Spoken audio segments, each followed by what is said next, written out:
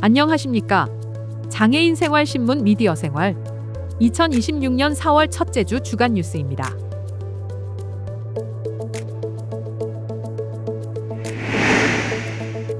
첫 번째 뉴스입니다. 정부가 중동 전쟁에 따른 경제 충격에 대응하기 위해 총 26조 2천억 원 규모의 추가 경정 예산안을 편성했습니다. 이번 추경은 고유가로 인한 국민 부담 완화와 민생 안정에 초점을 맞췄으며 소득 하위 70% 국민에게 1인당 10만 원에서 최대 60만 원의 고유가 피해 지원금이 지급될 예정입니다. 특히 수도권과 비수도권, 인구 감소 지역에 따라 지원금이 차등 지급되고 기초생활수급자와 차상위계층, 한부모 가족 등 취약계층에는 더 두터운 지원이 이루어집니다. 또한 석유 최고가격제 시행과 함께 유류비 부담 완화 대책이 추진되고 K-패스 환급률 확대를 통해 대중교통 이용을 유도하는 등 교통비 절감 방안도 포함됐습니다.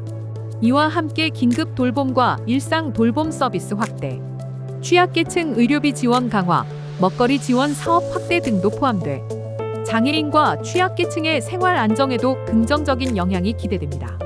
재원은 초과 세수와 기금 여유 재원을 활용해 마련되며 국회는 오는 4월 10일까지 추경안을 처리할 계획입니다.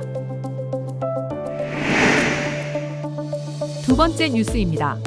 4월부터 아이돌봄사 국가자격제도 도입과 약물운전 처벌 강화 등 국민 삶과 직결된 제도가 시행됩니다. 법제처에 따르면 이달 총 49개 법령이 시행되며 사회안전망과 복지 제도 전반의 변화가 이루어집니다. 우선 아이돌봄사 국가자격제도가 도입돼 일정 교육과정과 적성 인성검사를 통과한 인력만 공식적인 돌봄 서비스를 제공할 수 있게 됩니다.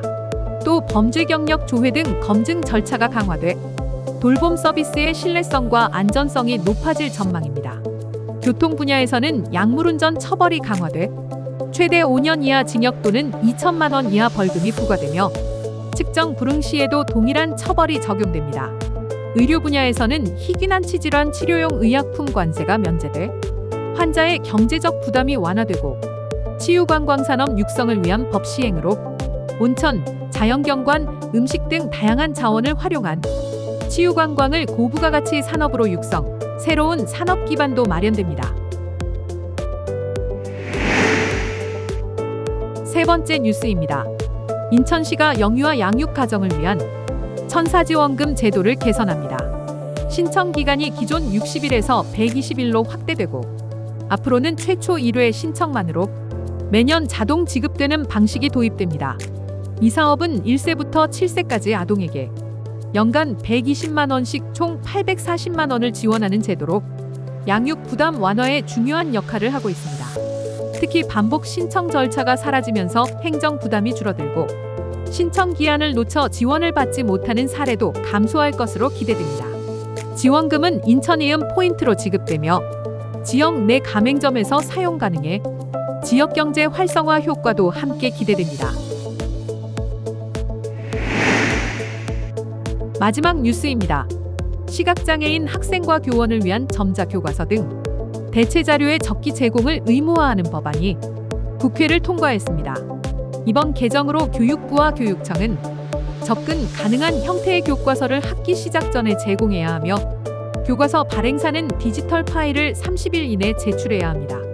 이는 장애인의 교육 접근권을 법적으로 명확히 보장한 조치로 평가됩니다. 이와 관련해 함께하는 장애인 교원 노동조합은 이번 개정은 교과서 접근권이 시혜가 아닌 권리임을 명확히 한 점에서 의미가 크다고 평가했습니다.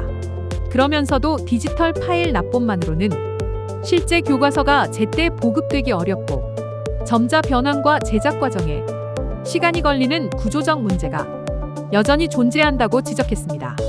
또한 출판사의 납본 예외 사유가 넓게 인정될 경우 제도의 실효성이 떨어질 수 있다며 구체적인 후속 제도 개선 필요성을 강조했습니다.